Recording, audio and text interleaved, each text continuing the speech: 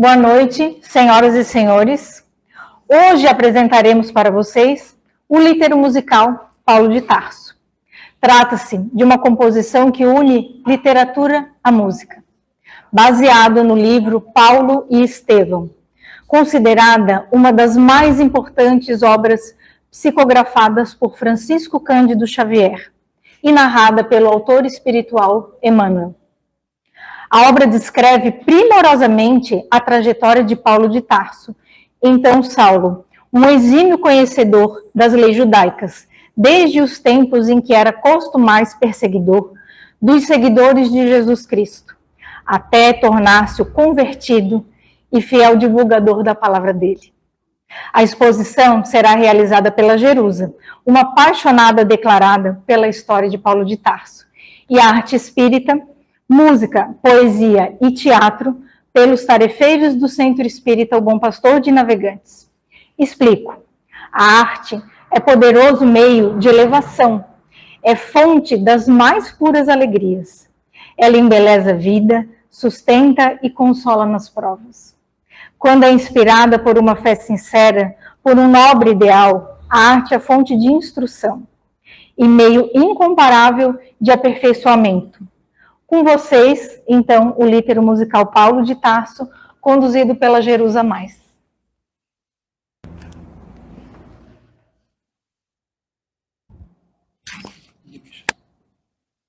Boa noite a todos. Sejam bem-vindos a essa casa de amor, de acolhimento. E é uma honra para nós todos trazermos a história desse grande convertido de Damasco. Falaremos um pouco de Saulo, mas sairemos daqui com o amor de Paulo. Então vamos falar um pouquinho desse grande convertido. Mas antes, eu gostaria de saber quem já leu o livro Paulo e Estevão aqui. Levanta a mão, por favor. Ok. É um livro maravilhoso. Quem não leu ainda, que possa ter um tempinho para ler, porque é simplesmente maravilhoso. A conversão, né, desse grande trabalhador do Mestre Jesus. Então, quem foi Saulo de Tarso? Eu gosto de explicar, porque como muitos não leram o livro, Saulo de Tarso, quando nós estivermos falando de Saulo, é antes dele ter conhecido a luz de Jesus. Quando estivermos falando de Paulo, é quando ele já fez a conversão com a luz de Jesus. Nós falaremos bastante sobre essa conversão dele. Então, no início, estaremos falando de Saulo de Tarso. Então, ele era da cidade de Tarso, da família judaica, muito intenso. Desde pequenininho, ele sempre demonstrou muita intensidade em tudo que ele fazia. Era fariseu, que é uma seita dos judeus mais ortodoxas, e estava sendo preparado para ser um sumo sacerdote do Templo de Jerusalém. Ele teve como mestre Gamaliel, que era um dos mestres lá do Templo de Jerusalém mais amorosos. Só que Saulo, mesmo tendo um mestre mais amoroso e carinhoso do judaísmo, ele acabou ficando com a parte mais rígida das leis de Moisés. A partir do momento que Saulo conheceu a casa do caminho, que já explicarei também, algo lhe ficou na mente. Mesmo assim, continuou perseguindo os cristãos, cada vez mais colérico. Acreditava estar servindo também a Deus, perseguindo os cristãos porque ele queria colocar a lei de Moisés sempre na frente. Saulo ouvia falar do Messias Messias de Nazaré, que tinha vindo, mas que ele não reconhecia aquele carpinteiro de Nazaré como o Messias que as profecias do primeira revelação trazia. Ele não reconhecia. Como podia ser o Messias que todos os profetas, né, do Velho Testamento falavam tanto desse Messias, eles esperavam muito esse Messias. Todos os profetas avisavam da vinda do Messias, mas ele não conseguia conceber que o Messias era um simples carpinteiro de Nazaré. Ele não conseguia reconhecer isso. Então, ele era judeu, foi preparado desde a infância para se tornar um sumo sacerdote, no Sinédrio em Jerusalém. Defendia as leis de Moisés com força e energia. Após o martírio do Mestre Jesus, Pedro construiu a Casa do Caminho. Então vamos falar um pouquinho dessa Casa do Caminho que ficava nas redondezas de Jerusalém, tá? Pedro, Tiago, João, Filipe, discípulos de Jesus, após a crucificação do Mestre, eles construíram essa casa de amor e de proteção. Pedro era o cabeça da casa. E eles acolhiam aqueles que eram destratados pelo judaísmo. Os leprosos, todo mundo aqui ouviu falar, né? Existia o leprosário, que era fora dos muros de Jerusalém. Eram pessoas doentes que eram retiradas de suas famílias, dos seus bens, e eram isolados. A Casa do Caminho começou a cuidar dessas pessoas que estavam tanto precisando de carinho espiritual, de carinho corporal. E a Casa do Caminho começou com o Mestre Jesus avisando, né? Falar para todos, cuidar das minhas ovelhas. E os discípulos de Jesus começaram a fazer isso na Casa do Caminho. A casa representava um porto seguro para os cristãos perseguidos naqueles longínquos tempos do cristianismo primitivo. Eram crianças desamparadas que encontravam carinho, leprosos que recebiam a saúde. Saulo foi então até a Casa do Caminho, porque daí ele ficou ouvindo lá na igreja de Jerusalém, ele ficava ouvindo que tinha a Casa do Caminho. Quem são aqueles homens paupérrimos que ficavam na Casa do Caminho? Quem são aqueles? Me parece que tem um pregador lá que fica falando sobre Jesus Cristo, mas ele não concebia aquele. Então, ele continuou com uma casa, ele confrontou com uma casa de ajuda aos necessitados e de amor. Então, Saulo foi lá conhecer a Casa do Caminho. Quem eram aqueles homens falando de um tal de Jesus de Nazaré? Ele foi até lá e se confrontou com muito amor, com cuidado para aquelas pessoas que estavam necessitando daquilo. E Saulo, então, viu Estevão, que era o que pregava as leis novas de Jesus. E ele se confrontou com aquele Estevão falando sobre a lei de amor que Jesus ensinava. Como assim? Estevão não se abalou pela presença de Saulo de Tarso, mas isso deixou Saulo ainda mais bravo.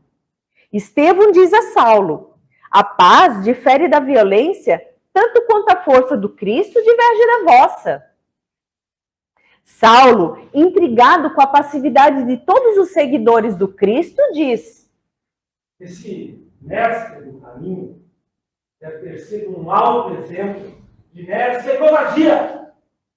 Ainda não encontrei um traço de dignidade nos seus discípulos, que a julgar pelas suas faculdades de reação, parecem que estão mortos.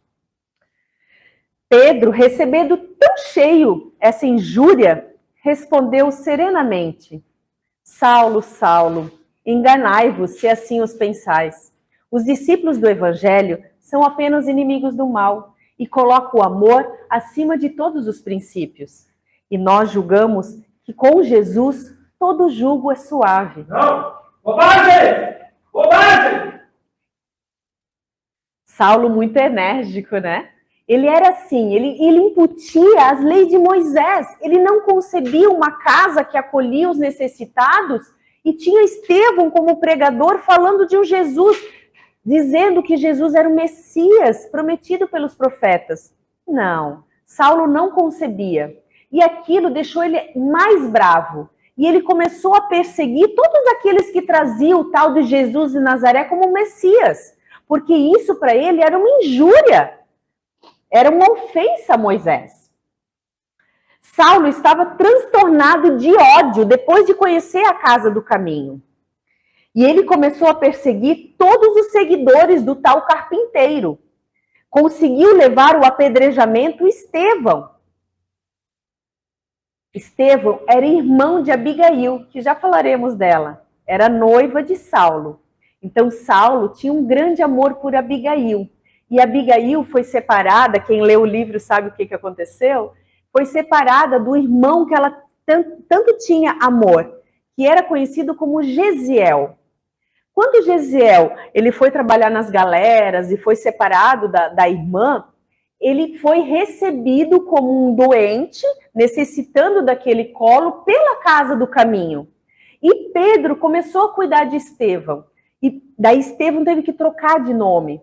Porque como ele foi escravo, ele precisou trocar de nome porque ele ganhou a liberdade por ele ter sido muito bom.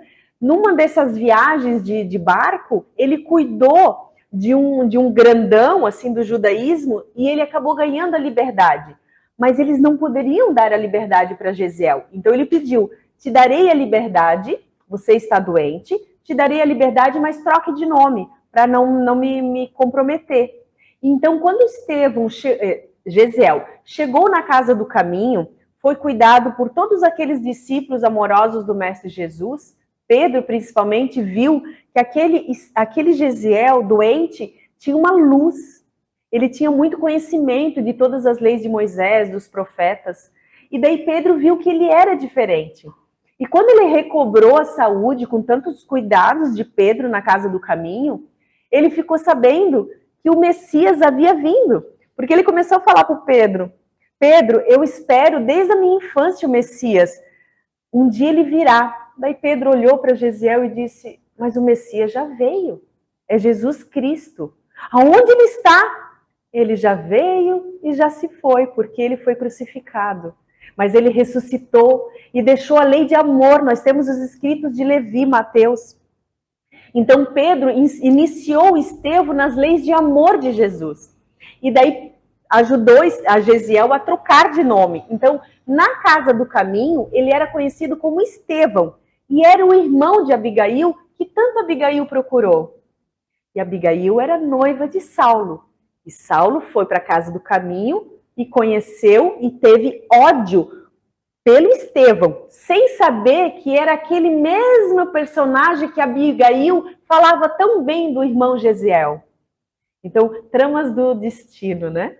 Então, Saulo, quando foi na casa do caminho, pegou muito ódio, mais ódio ainda do tal do Messias de Nazaré e desse Estevão. Porque enquanto Pedro estava cuidando das crianças desamparadas, dos doentes, daqueles que estavam precisando, né, daquele cuidado material, Estevão se colocou na posição de pregar o evangelho de Jesus. Porque ele dizia, nós cuidamos de corpos, mas precisamos ensinar e colocar para essas pessoas que estão todas na casa do caminho, esses doentes da alma, eles precisam ouvir o evangelho que Jesus nos legou. Então, Estevão foi o primeiro pregador a começar a falar das leis de Jesus.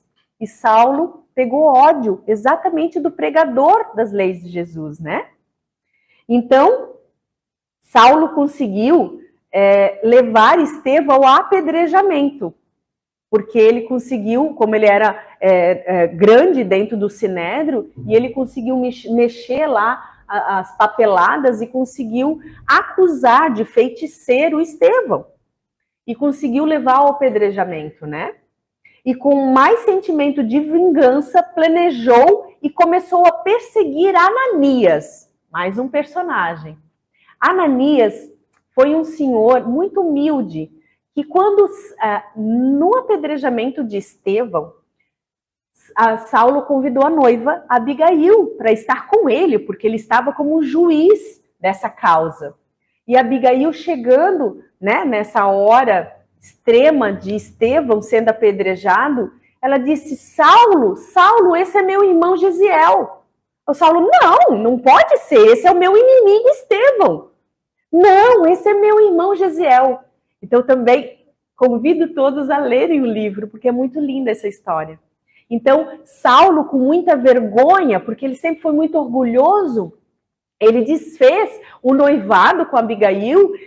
Para ele não tinha condições isso, estar com a noiva que ele tanto amava, sendo que ele foi o culpado, né? Ele foi o juiz que perseguiu Estevão e levou ao apedrejamento. Então, Abigail voltou para a casa dos pais adotivos dela E Saulo ficou com muitas saudades dela, porém, muito orgulhoso, não voltava atrás.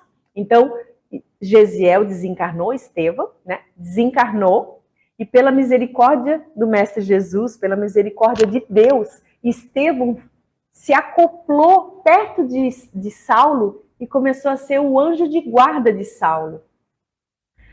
Então, Saulo, ele se separou de Abigail, né?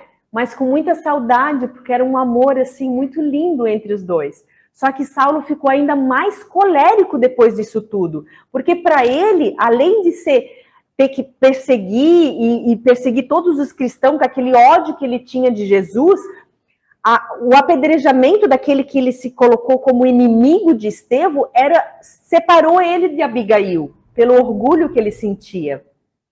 E Ananias foi visitar Abigail nesse sítio das estradas de Jope e colocou a boa nova para Abigail, e ela acabou desencarnando cristã.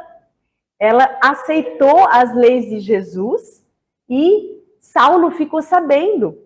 E com isso ele começou a perseguir Ananias, porque era um senhor que acabou transformando, né, convertendo Abigail às leis de Jesus. Então Saulo ficou ainda mais bravo e conseguiu também no Sinédrio toda a papelada para poder perseguir Ananias. E Ananias estava em Damasco. E ele conseguiu, então, perseguir Ananias. Além de vários outros cristãos, todo mundo que falava de Jesus para Saulo era inimigo dele.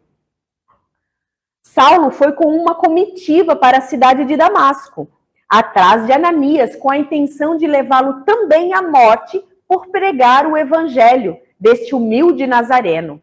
Saulo, sempre muito enérgico, defendia Moisés com agressividade, perseguindo e sendo cruel com os seguidores de Jesus. Então, desde a primeira controvérsia na casa do caminho, Saulo nunca mais conseguiu passar um dia sem falar de Jesus Cristo. Jesus os chamava de todas as maneiras, mas os seus ouvidos e olhos estavam fechados para o bem.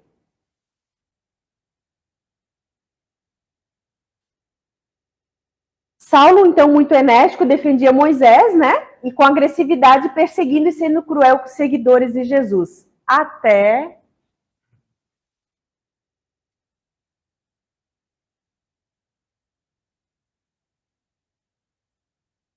no caminho de Jerusalém para Damasco, ele encontrou Jesus.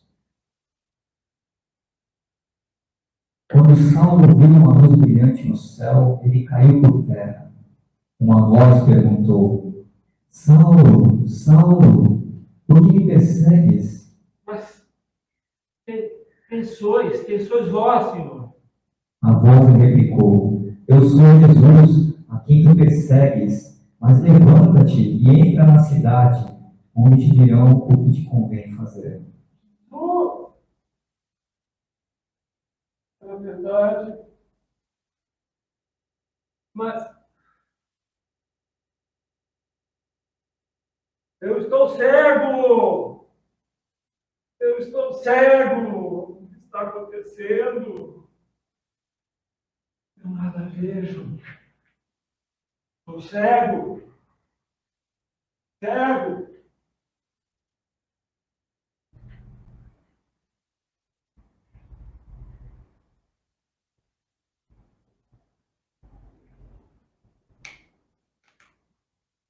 essa é a parte do livro que a maioria já conhece, né? Que é a luz de Jesus que aparece para Saulo. E aqui começa a grande conversão de Saulo para Paulo. Jesus Cristo o chamava de todas as maneiras, mas os ouvidos e os olhos estavam fechados para o bem. E Saulo ficou cego fisicamente. Perdeu o poder da visão para que internamente recebesse a luz de Jesus.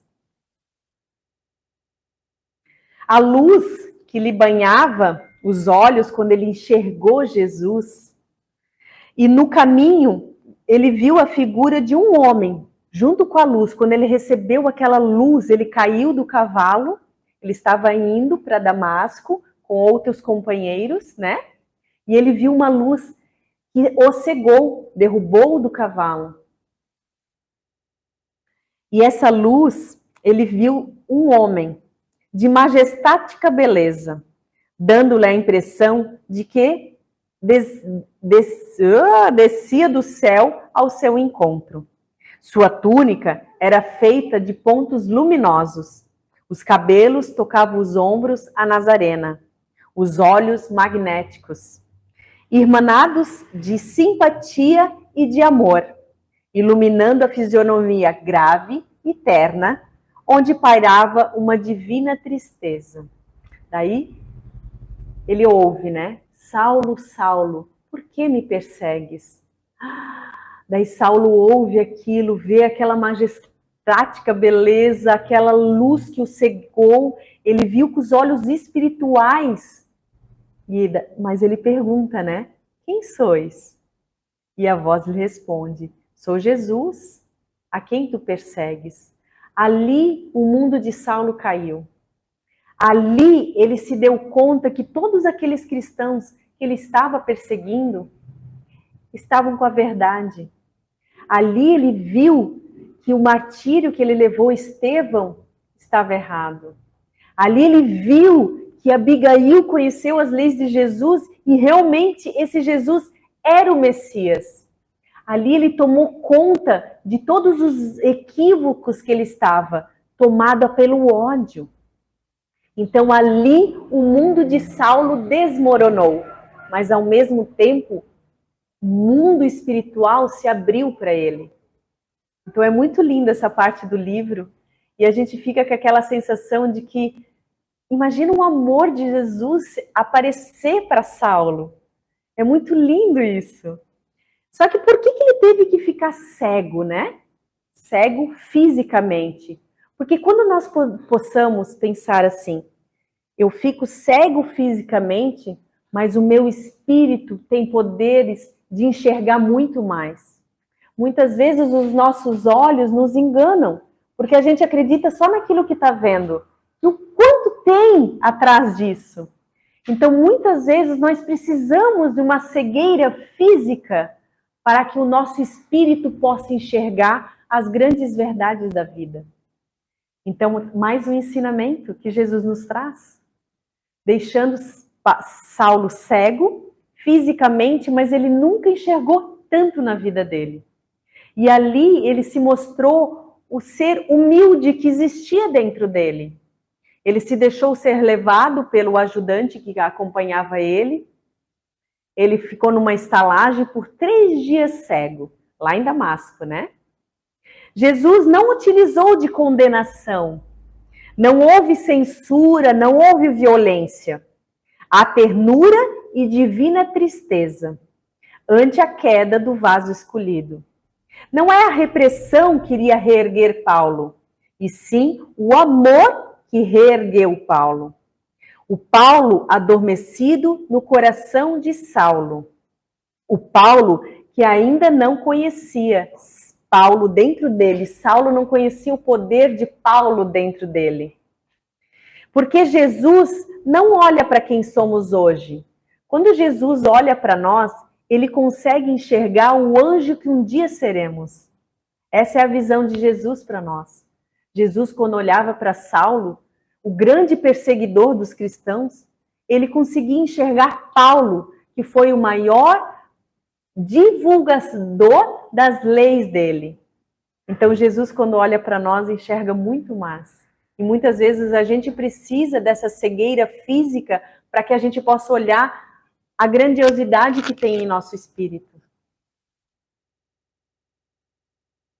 Moisés foi a justiça pela revelação, mas o Cristo é o amor vivo, puro e permanente.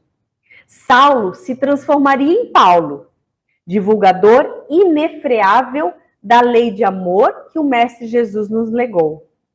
Então, Saulo teve a visão da luz de Jesus e ali iniciou uma vida de renúncias e feitos, transformando Saulo em Paulo, o maior divulgador da lei de amor que Jesus nos legou. A partir da visão da luz de Jesus, o mundo de Saulo mudou. Ele se tornou um guerreiro valente, um combatente do reino do amor. Agora, ouviremos a música cantada em segunda pessoa, como uma declaração ao próprio Paulo. Lista seus atributos de guerreiro valente, que foi em busca do reino de paz, nos convidando a calar a nossa voz, para que o Cristo possa falar. Com vocês, a música Paulo de Tarso, de Tim e Sandra Miramar, com um lindo grupo de música, o Bom Pastor.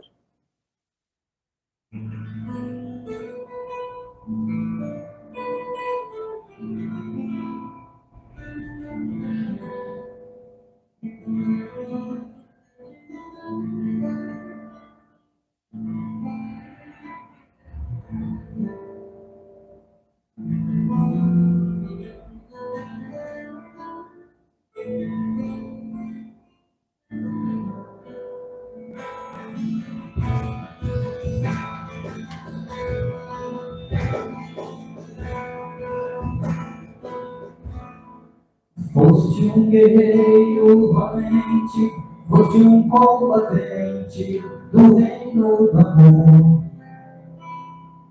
Foste um servo fiel, foste além dos deveres para com teu Senhor. Nunca buscaste no mundo o aplauso dos homens, a glória pura. Tudo deixaste na terra e saíste em busca de um reino de paz. Viste a luz do deserto, ouviste o chamado do Cristo Jesus. Nunca provaste o medo, nunca tua resistindo e sofrendo, ouviste a missão que o Senhor te legou. E hoje tu és a lição para todo aquele que quer ser cristão. E no reino de Jesus, tua vida é estrela, rodeio de luz. É necessário viver, combater o combate que vai nos salvar.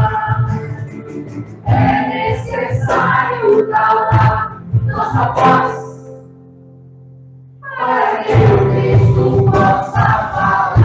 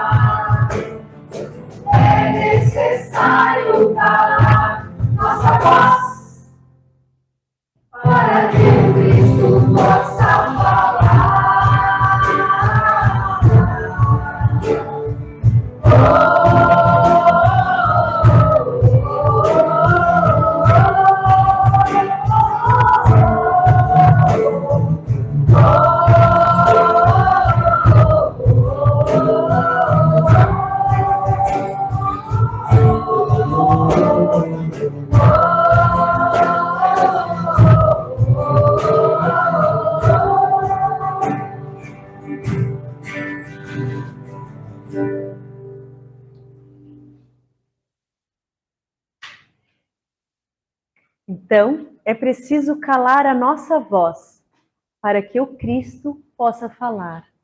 Essa cegueira física que aconteceu na vida de Saulo, mas que deveria acontecer nas nossas vidas também.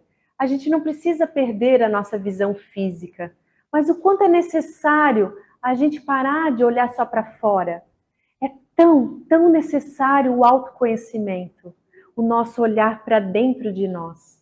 A gente não tem como avaliar a importância disso se a gente só ficar olhando para fora. Nós precisamos exercitar esse olhar para dentro de nós.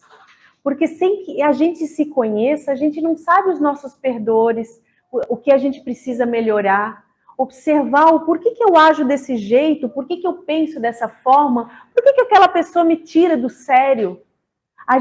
Muitas vezes a gente está apenas reagindo e não agindo. Porque a reação, né, o reagir é toma lá daqui, foi grosso, eu já respondo com grosseria. Não. O autoconhecimento nos dá aquele passinho para trás e aquele respeito a nós mesmos.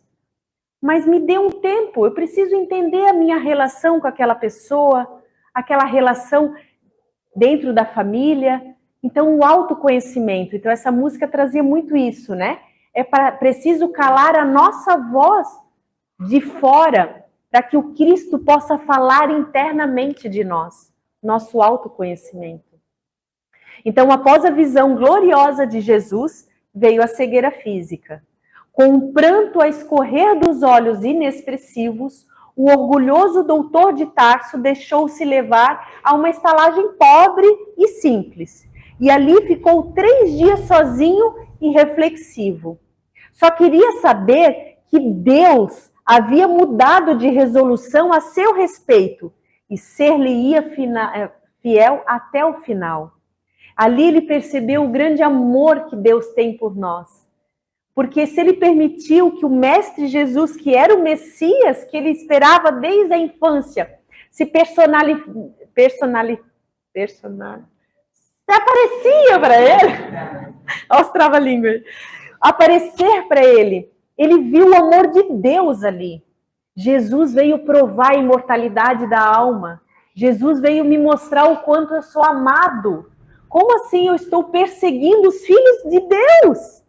Eu estava incutindo as leis de Moisés, mas eu estava sendo rígido. Não é isso que Deus espera de mim. E Jesus mostrando o amor apareceu para mim. Eu estou olhando para tudo aquilo, estou vendo que Estevão estava com a razão, que Abigail estava com a razão, que todos aqueles cristãos, porque enquanto Saulo, ele sempre ficou muito impressionado com a paz de espírito que ele encontrava nos olhos daquele que ele perseguia.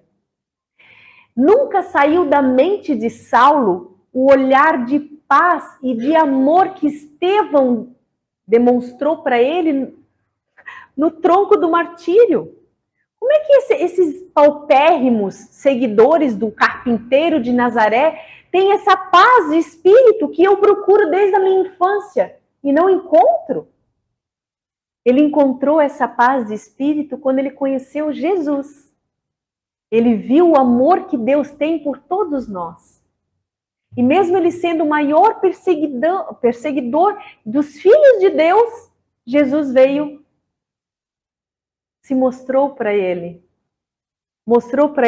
a importância que ele tem para Deus. Aqueles 3 dias de cegueira física em Damasco foram de rigorosa disciplina espiritual. É o olhar para dentro. Ele começou a perceber todo o erro dele. Mas o erro dele não o estagnou. Ele conseguiu perceber tudo que ele estava fazendo de errado. Mas ele ali já começou como uma mola propulsora, porque ele já ficou com aquela vontade de falar para todo mundo que ele viu Jesus. E alguém entra na estalagem. Quem sois?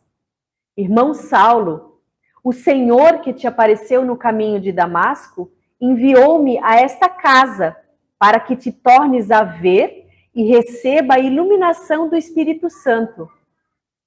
Vosso nome, Ananias. Saulo estava indo para Damasco justamente perseguir aquele humilde Ananias, porque converteu a noiva Abigail, né, ao amor de Jesus Cristo. E foi Ananias que veio restituir a visão física de Saulo. A resposta era uma revelação. A ovelha perseguida vinha buscar o lobo feroz, voraz.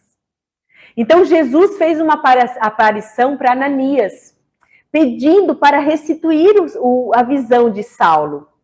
Vai, porque esse para mim é o vaso escolhido, para carregar o meu nome diante das nações, dos reis e dos filhos de Israel.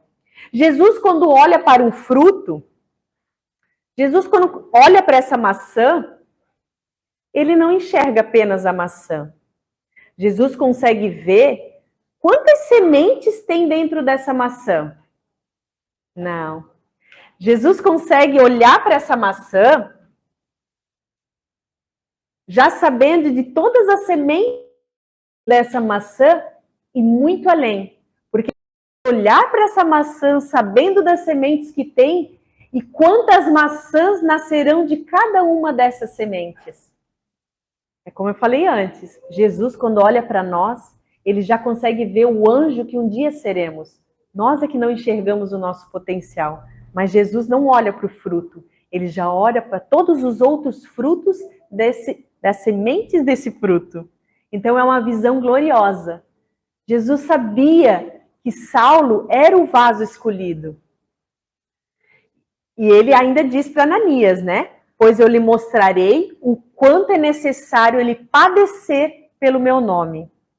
Já que estamos falando do vaso escolhido, vamos ouvir a música que leva esse título, de Tim e Vanessa, irmãos muito conhecidos no meio espírita. Com vocês, Vaso Escolhido.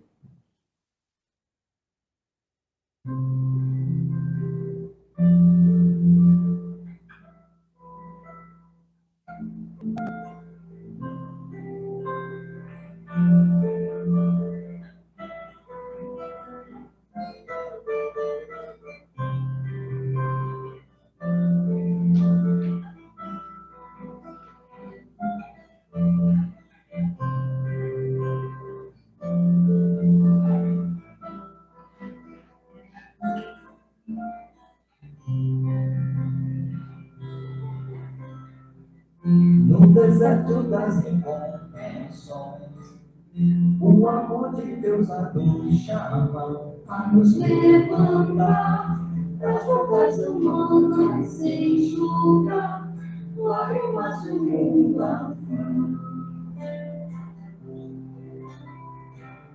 É Damasco num portal de luz, o inovidável tecelão sem cantar, com a visão celeste se curvar, ante o seu mestre se ofuscar, com olhos amiga e entender a razão da vida, enfim.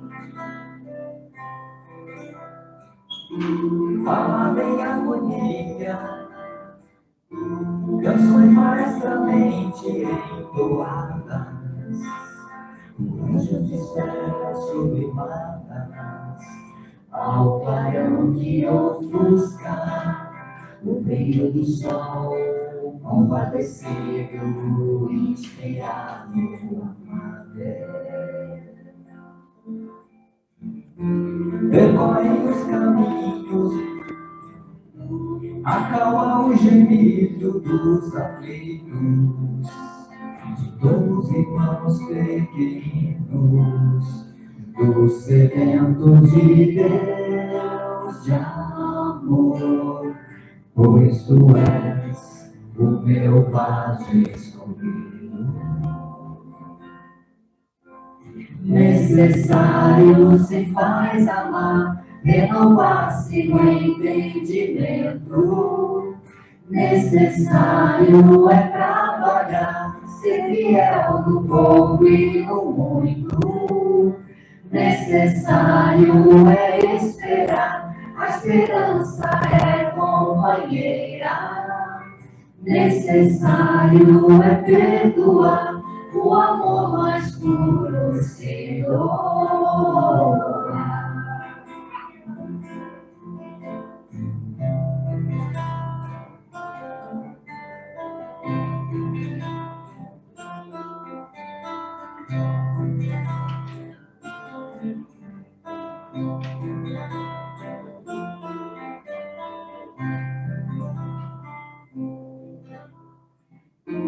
Balada em agonia, canções maestramente entoadas, durante os desferros sublimadas, ao clarão que ofusca o brilho do sol, compadecido, inspirado, amável. Percorrem os caminhos, acalma o gemido dos aflitos, de todos os irmãos pequeninos, dos sedentos de amor, pois tu és o meu vaso escolhido. Necessário se faz amar, renovar-se no entendimento. Necessário é trabalhar, ser fiel no pouco e no muito. Necessário é esperar, a esperança é companheira. Necessário é perdoar, o amor mais puro se doa.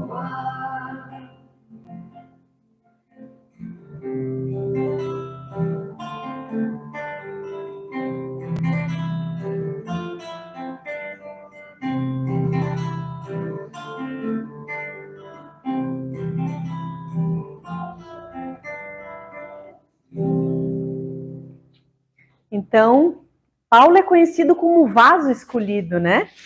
E daí a gente pode pensar, mas o que quer dizer o vaso escolhido? Por que vaso escolhido? Alguém gostaria de tentar? É difícil, né? A gente escuta isso, mas alguém já parou para refletir o porquê o vaso escolhido? Né? É porque Jesus nos trouxe a água viva. E ele precisava do vaso perfeito para sair pregando a água viva que Jesus nos trouxe. Então, ele sabia que dentro de Saulo existia Paulo, o vaso escolhido, o vaso perfeito para pregar o evangelho de Jesus a toda parte. Então, o vaso escolhido. Que nós possamos, pelo menos, começar a pensar em ser um copinho, né? Um copinho. Nós temos a água viva que Jesus nos legou, então que a gente talvez não seja um vaso, né? Não é o vaso escolhido que Saulo era, mas que a gente possa também oferecer o evangelho de Jesus por onde a gente passar.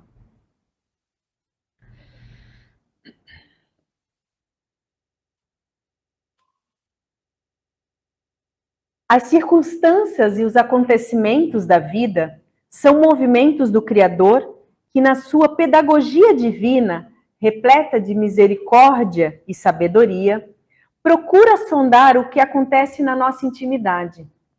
Nossos sentimentos, desejos, ideias, ideais, pensamentos e conceitos, no sentido de transformá-los, proporcionando o grande aprimoramento, que eleva as almas em direção às esferas superiores da vida. Nem sempre esses movimentos se dão com a nossa quiescência. Nem sempre se dão no clima das alegrias e do amor. Muitas vezes, a condução paternal e amorosa de Deus precisa usar dos recursos das dores e da tristeza para acordar as consciências que dormem. E dormem num sono profundo, distantes e esquecidos das verdadeiras verdades e do objetivo primordial do nosso nascimento neste planeta. Saulo de Tarso foi confrontado por circunstâncias que fugiam do seu controle. Ele, que planejou o seu futuro como um grande rabino de Jerusalém. Ele foi educado e preparado na visão e no conceito dos homens. Recebeu todo o investimento, um patrimônio das tradições religiosas e espirituais do seu povo. Via-se agora cercado de um conjunto desagradável de circunstâncias que o forçavam a olhar para dentro, forçavam a aceitar que acima de todo o seu espírito voluntarioso, acima dos seus desejos e anseios de homem, havia projetos superiores que o convocavam a um novo caminho. E é o momento que ele se despede de sua noiva espiritual, uma jovem que bordejava seus 20 anos, suave, doce e meiga Abigail. Abigail, a mulher com sua doçura e ternura e com sua aparente submissão, dobrou os joelhos daquele gigante. Nesse clima em que ele, de maneira incompreensível, vivia a sua primeira experiência de dor com a morte de Abigail, a perda de um ente querido, recebe dela o recado. Ela lhe diz que aquela noite ela havia sonhado com seu irmão Gesiel, Estevão, que lhe disse que naquela noite ela partiria para a pátria espiritual, mas que ele trazia também um grande recado de Jesus para Saulo. O recado é que Jesus o ama muito e deposita grandes esperanças nele. Então, Abigail desencarna e as circunstâncias da vida ocorrem e ele tem a visão gloriosa do Mestre Jesus, às portas de Damasco. Saulo, então, experimenta a dor de despojar-se, a soberana dor do encarnado, despojar-se do nós, do eu antigo, para nascer o eu novo. Todas as pessoas são repletas de conceitos, mas é difícil despojar-se deles para que o evangelho preencha a nossa mente. Todos temos sentimentos como ódio, tristeza, rancor, melancolia, ingratidão. É difícil transformar esses sentimentos para sentimentos bons e puros. Então Saulo adormece numa caverna, pois não havia agora o afeto familiar, a posição do mundo, a condição financeira, não havia mais a aprovação social. Havia apenas o ideal no peito de espalhar o evangelho de Jesus a todas as pessoas. O evangelho é um remédio que cura chagas milenares que o ódio construiu. Jesus, então, tão amoroso, mandou o amor de sua vida, porque só o amor é capaz de transformar as criaturas. Abigail vem das esferas resplandecentes, doce, meiga Abigail. Ela traz o roteiro, a continuidade da estrada, porque Damasco foi só o início.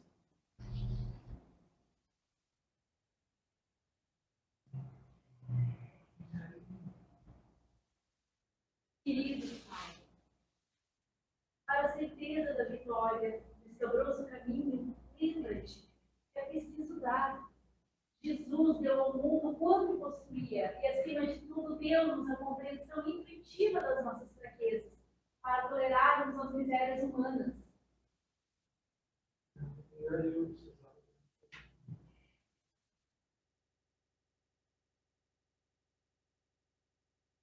Fazer, adquirir exata compreensão dos desígnios de Cristo. Ama, Saulo, ama.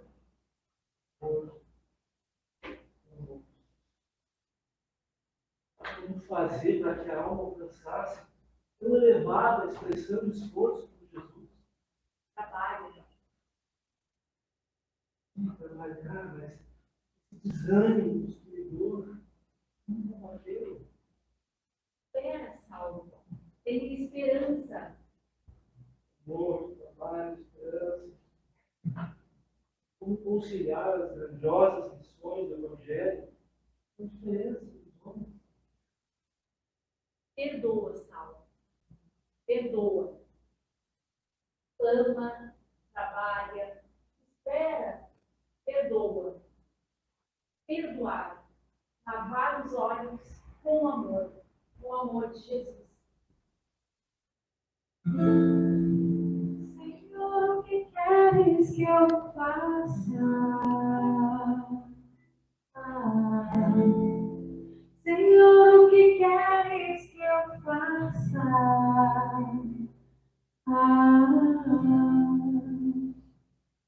Estrada espinhosa você percorreu, às vezes com pedras você respondeu. Acalma esse pranto, a culpa que dói. Leva o semblante e se reconstrói.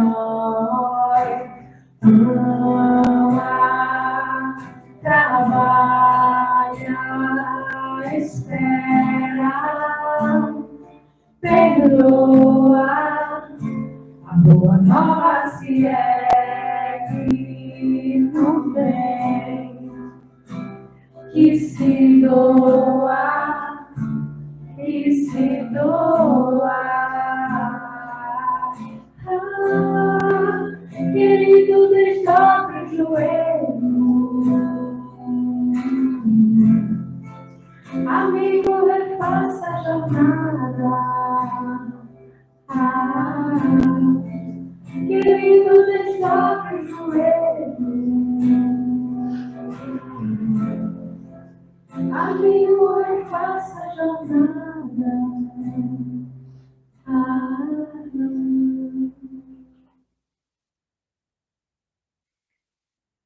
Nos deliciamos então com a música Atitude Cristã, por nossa amiga talentosa Keila, canção belíssima de Maurício Keller, e que traz o questionamento que Saulo fez. Senhor, o que queres que eu faça? E a resposta vem de Abigail. Ama, trabalha, espera e perdoa.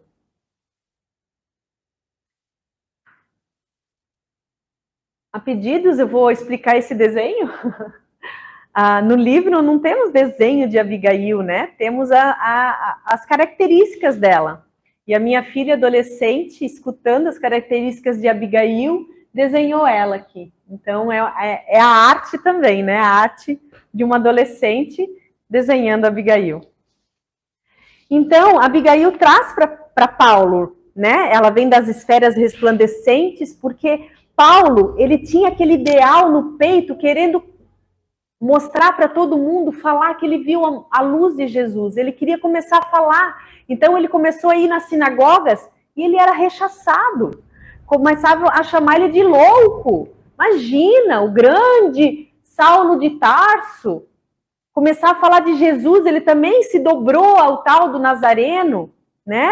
Então, assim, ele começou a ter o estigma de ser um louco, o mais um que acredita em um Messias qualquer.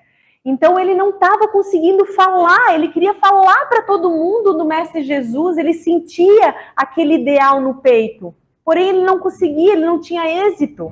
Ele foi falar com o pai dele, foi rechaçado. Ele tinha um grande salário no Sinédrio, deixou de tê-lo, então ele começou a ser o tecelão, né? Ele também é conhecido como o tecelão de Tarso, porque ele começou a trabalhar por si só, e era algo que ele tinha aprendido lá na infância com o pai dele, de ser tecelão. Então ele começou a trabalhar com as suas mãos, mas ele queria divulgar o evangelho. Ele tinha devorado todos os escritos de Levi, que na época de Paulo só tinha esse evangelho, que é o evangelho de Mateus na Bíblia, que a gente conhece. Era o único evangelho que já estava escrito com as bem-aventuranças que Jesus nos trouxe, né? Muitas das curas de Jesus. E ele já tinha devorado, ele já sabia de cor, e ele queria falar desse Jesus, do grande Messias. Mas ele não conseguia, ele não tinha êxito. Então, ele adormece numa caverna muito triste, sem saber que rumo tomar. Ele sabia que ele tinha aquele ideal e que ele tinha aquela missão, mas ele não sabia como fazer. Quantas vezes nós estamos assim, né? A gente sabe que tem que fazer algo grande, algo bom, e não sabe por onde começar. Então, Paulo já fez uma oração e veio Abigail, né, em sonho, falar para ele, dar as diretrizes de como ele começa a trabalhar pelo Evangelho de Jesus.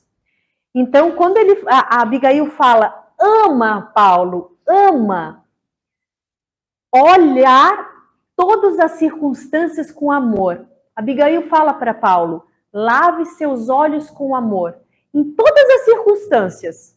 Levou uma fechada no trânsito? Lave seus olhos com amor. A mãe brigou em casa? Lave seus olhos com amor. Teve uma discussão no trabalho? Lave seus olhos com amor. Muitas das vezes a gente não sabe por que o outro tá brigando, está sendo grosseiro, por que aquela fechada no trânsito, a gente não sabe para onde aquela pessoa precisa chegar. Então, que a gente possa exercitar o lavar os olhos com amor. Então, é olhar todas as circunstâncias com amor. O raciocínio é capaz de enxergar todas as sementes, lembra, né? O raciocínio até enxerga todas as sementes. Só que só o amor é capaz de enxergar todos os frutos na semente. Daí Abigail traz, trabalha.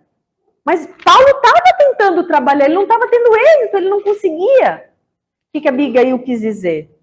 Se teu amor é capaz de recolher as sementes do teu trabalho, tu está trabalhando, tu vai recolher essas sementes.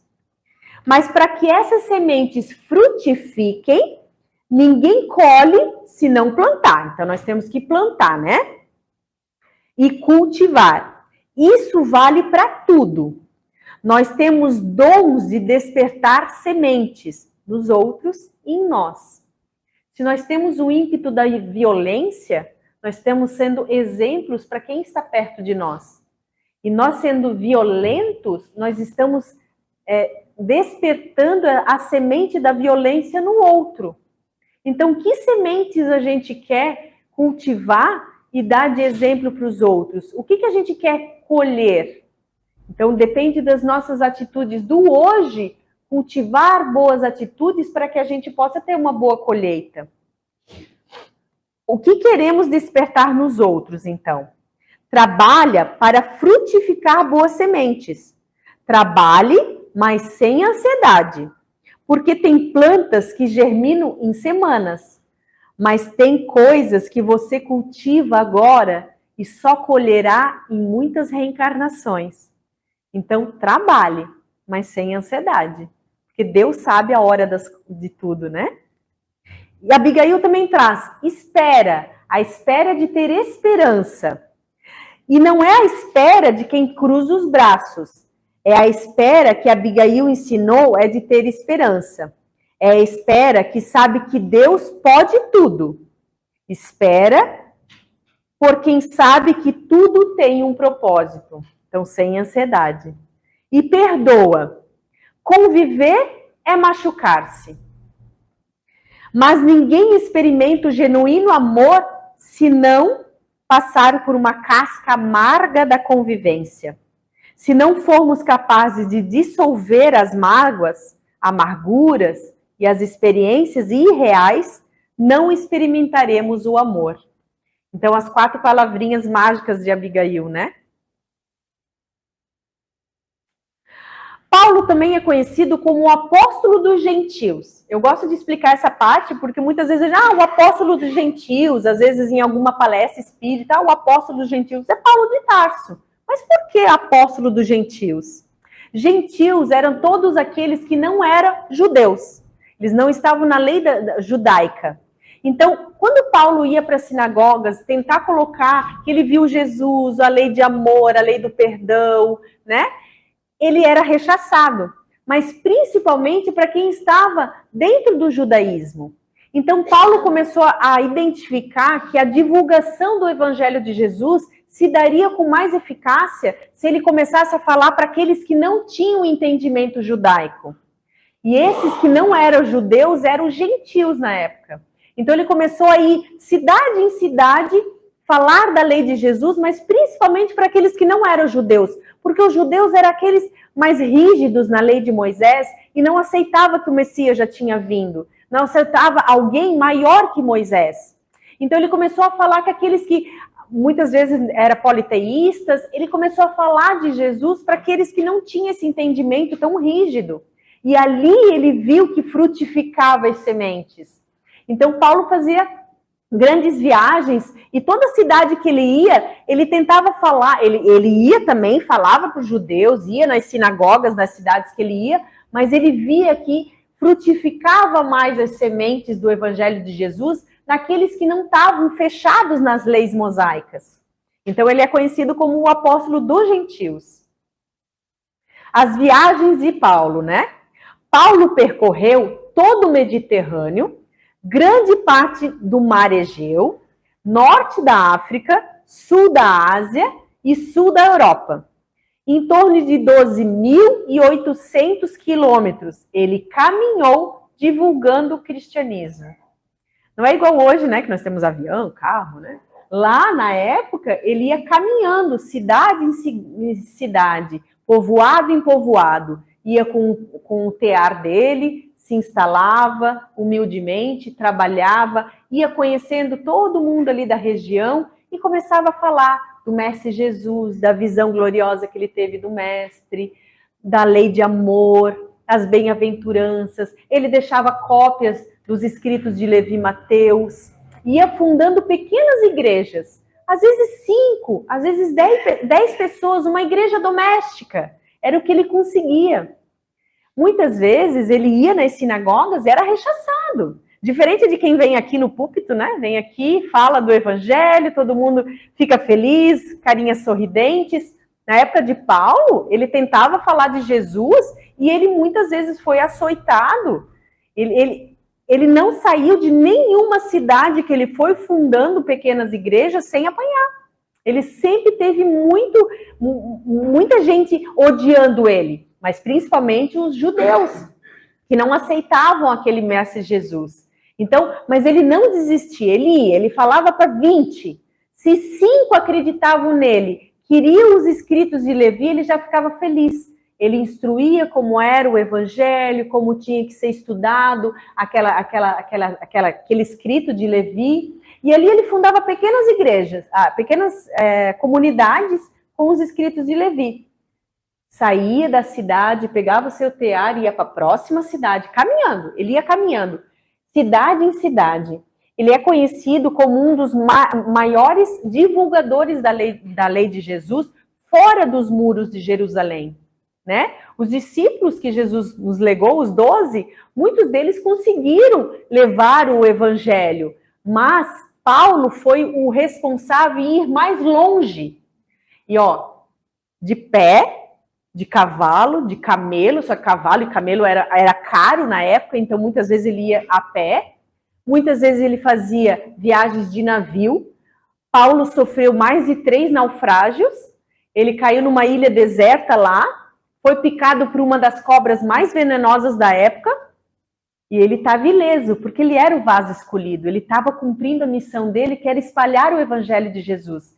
Então ele é conhecido como o maior divulgador das leis de Jesus para fora de Jerusalém. Ele foi muito mais longe, onde os discípulos de Jesus não conseguiriam ir, né? Então essa foi a missão de Paulo, ele levou o evangelho.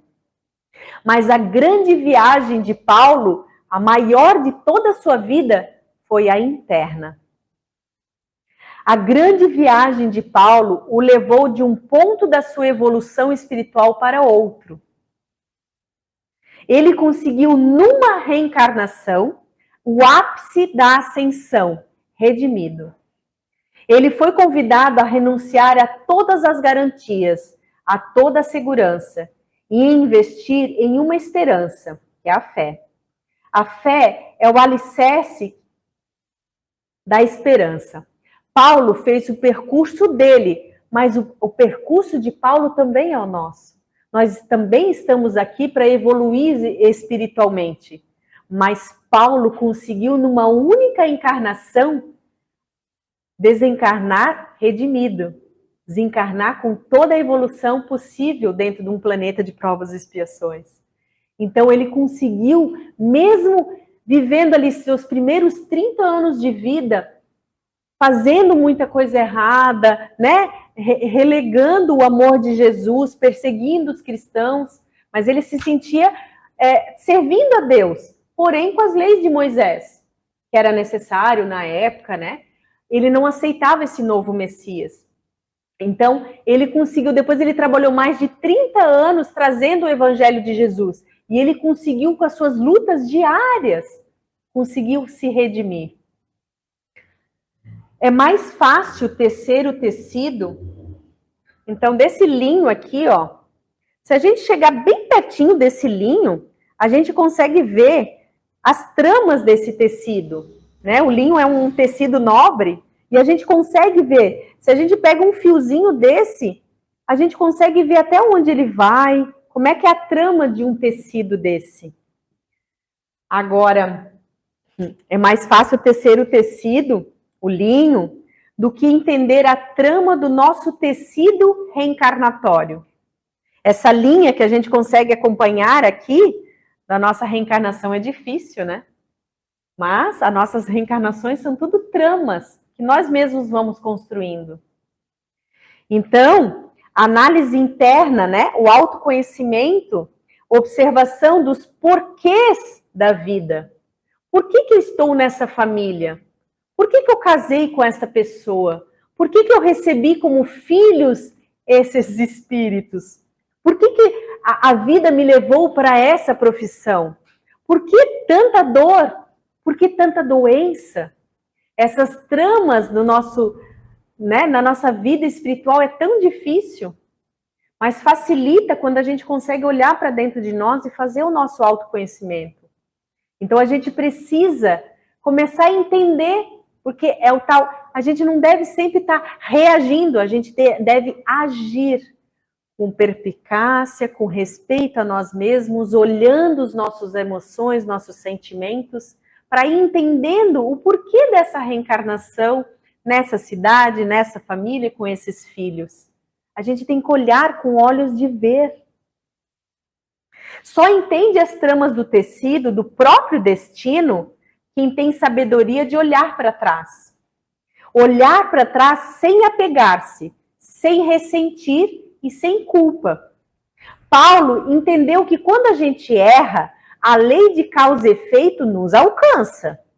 Só que a lei de causa e efeito, que é a lei de Deus, nos alcança onde nós estivermos no nosso planejamento reencarnatório. Eu, como adolescente, tive um grande equívoco na minha adolescência.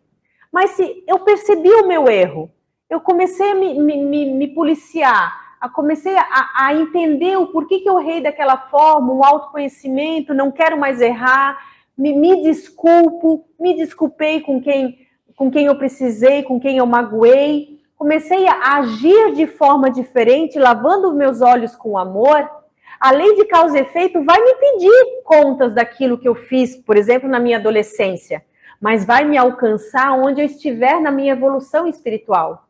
Então, se eu já trabalhei tudo aquilo dentro de mim, quando a lei de causa e efeito me alcançar, não me pegará do jeito que eu era quando adolescente.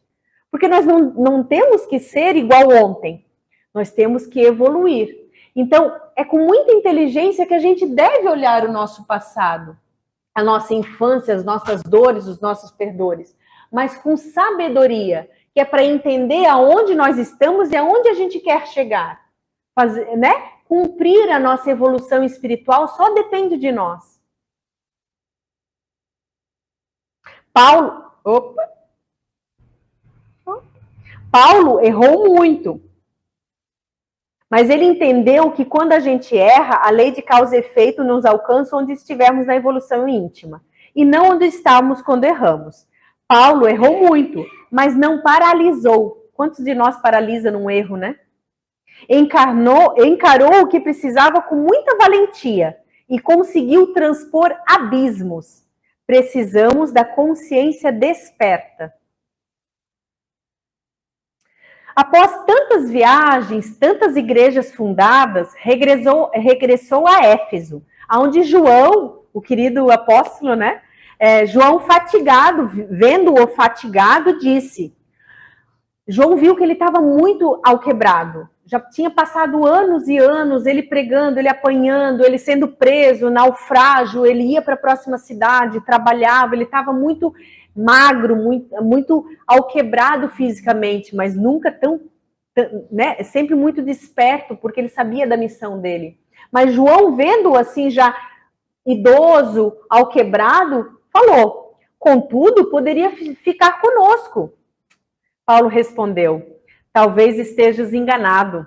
Nasci para uma luta sem tréguas, que deverá prevalecer até o fim dos meus dias.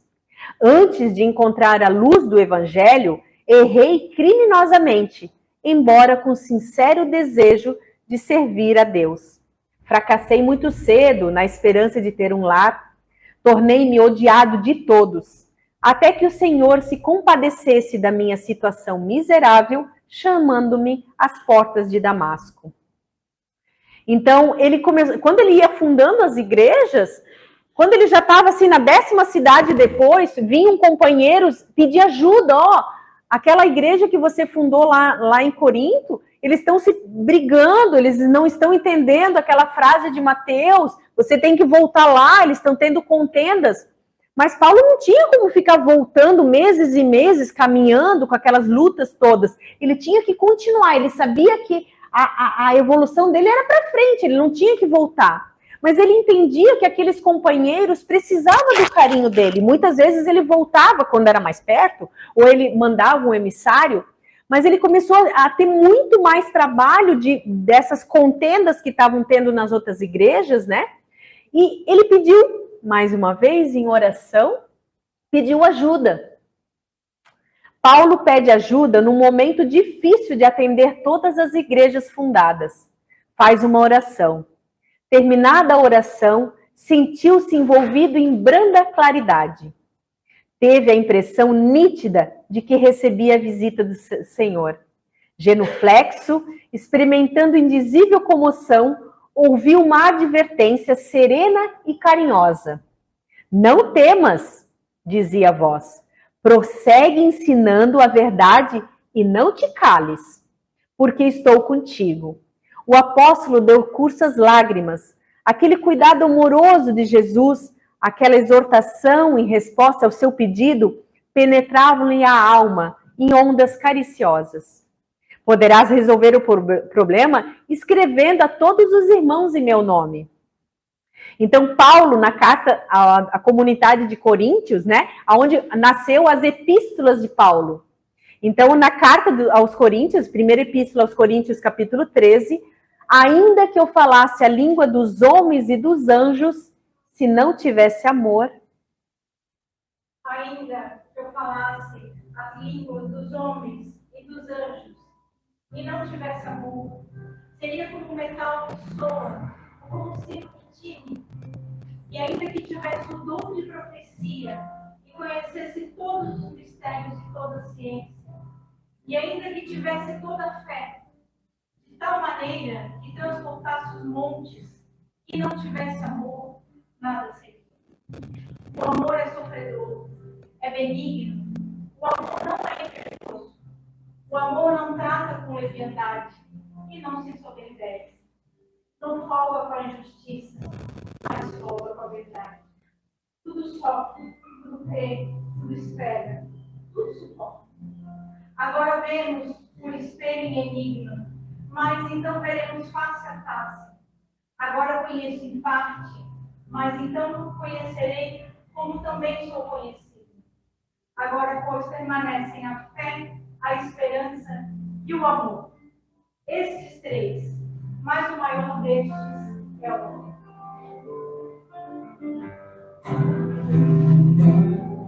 Eu falasse a língua dos homens, eu falasse a língua dos anjos, sem amor, eu nada seria.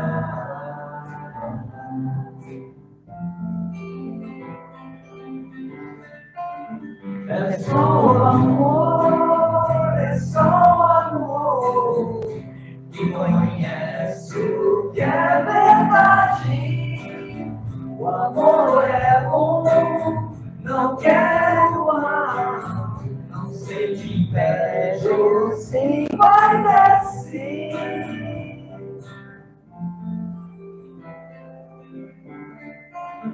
O amor é fogo que há de se ver, é ferida que dói e não se sente, é contemplamento descontente, é dor que dia sem poder.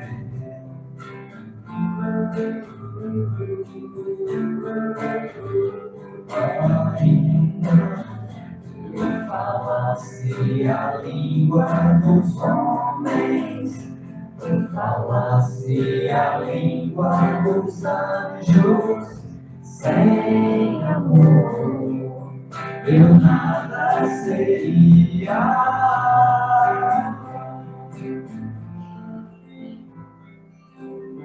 Eu não querer mais que bem querer, é solitário andar por entre a gente, é o não contentar-se de contente, é não cuidar que se ganhe e se perdeu, é estar se preso por vontade, é seguir a quem vence o vencedor. É o tempo quem nos mata, lealdade, não democracia, mesmo amor.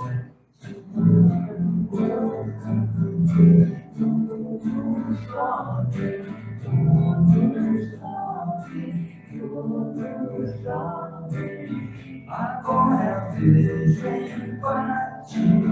Mas então vemos face a face, é só o amor, é só o amor que conhece o que é verdade.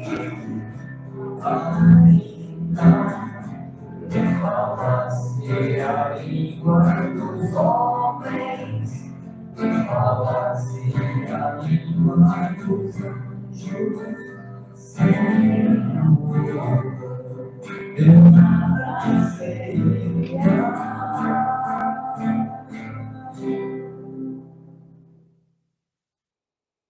Então a Andréia declarou, né, a poesia,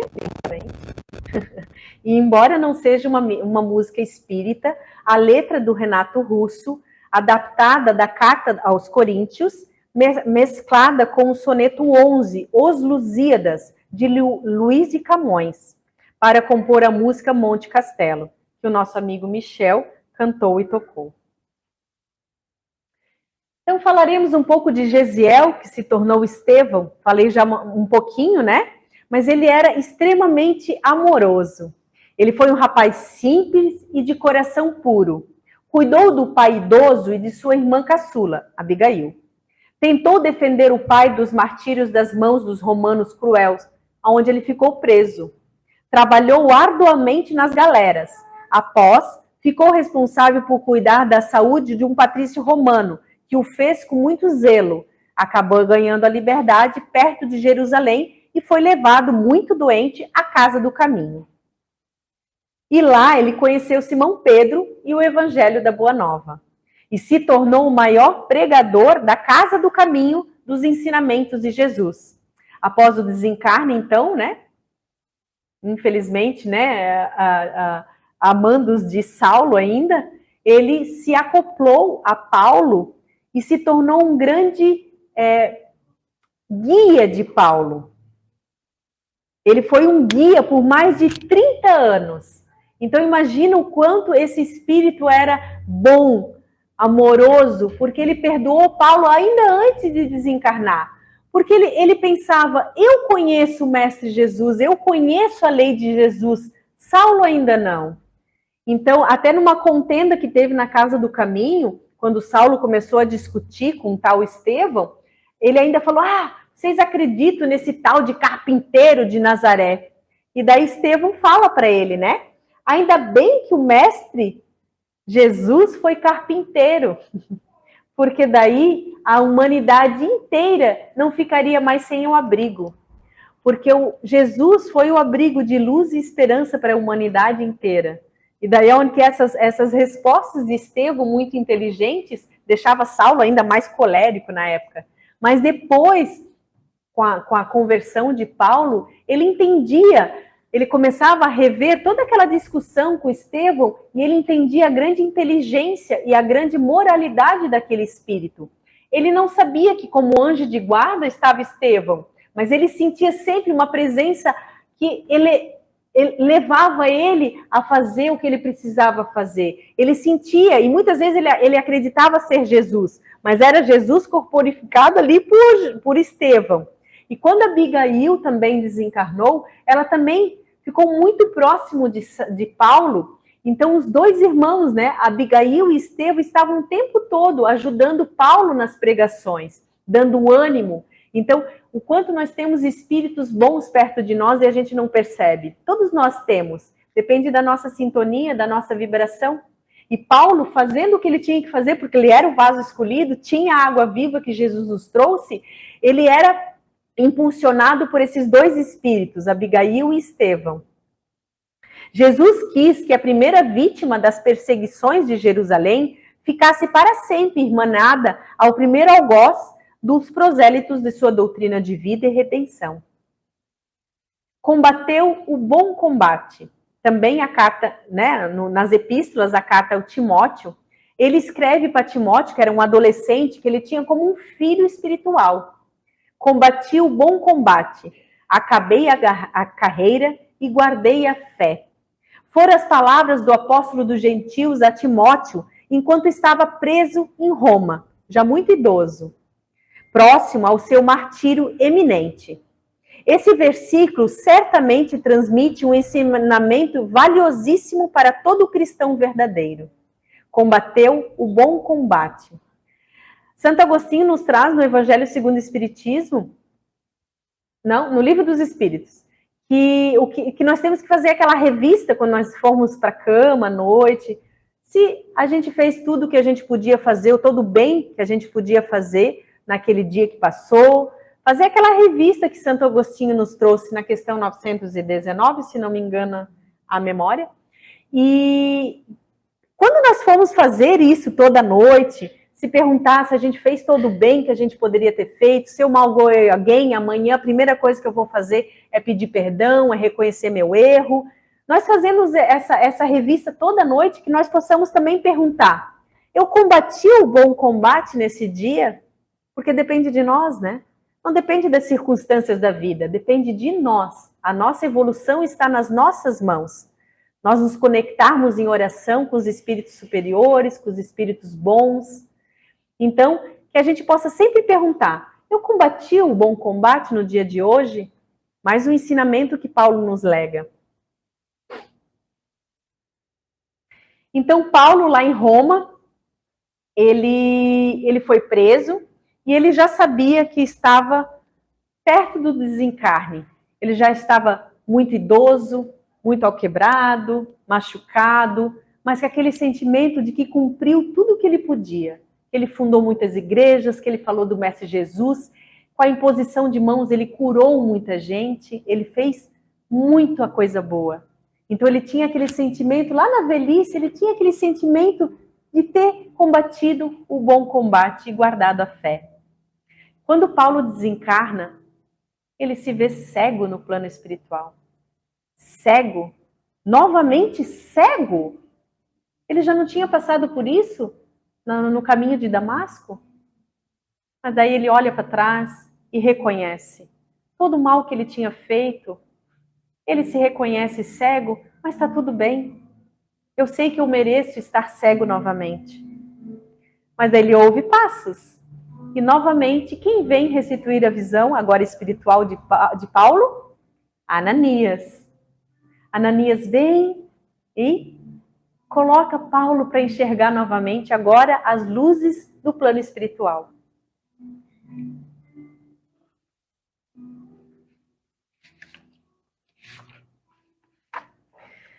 Então Paulo, lembrando os erros do passado amarguroso, Paulo de Tarso ajoelhou-se e elevou a Jesus fervorosa súplica. Ele, em êxtase, transfigurado, em pranto, procurava exprimir a mensagem de gratidão ao Mestre Jesus. Desenhou-se então, na tela do infinito, um quadro de beleza singular. Como se houvesse rasgado a imensurável céu azul, surgiu na amplidão do espaço uma senda luminosa e 3 vultos vieram em sua direção. O mestre estava no centro, conservando Estevão à direita e Abigail do lado do coração. Deslumbrado, arrebatado, o apóstolo apenas pôde estender os braços, porque a voz lhe fugia no auge da comoção. Lágrimas abundantes perolavam-lhe o rosto também transfigurado. Abigail e Estevão adiantaram-se. Ela tornou-lhe delicadamente as mãos, em um assomo de ternura, enquanto Estevão o abraçou com efusão. Paulo quis lançar-se aos braços dos 2 irmãos, beijando-lhe as mãos no seu arrobo de ventura. Mas qual a criança dócil, que tudo devesse ao mestre, dedicado e bom, procurou o olhar de Jesus para sentir-lhe a aprovação. O mestre sorriu indulgente e carinhoso e falou: sim, Paulo, sê feliz. Vem agora aos meus braços, porque é da vontade do meu Pai que os verdugos e os mártires se reúnam para sempre no meu reino. Agradeço imensamente essa dádiva de poder falar desse grande convertido de Damasco.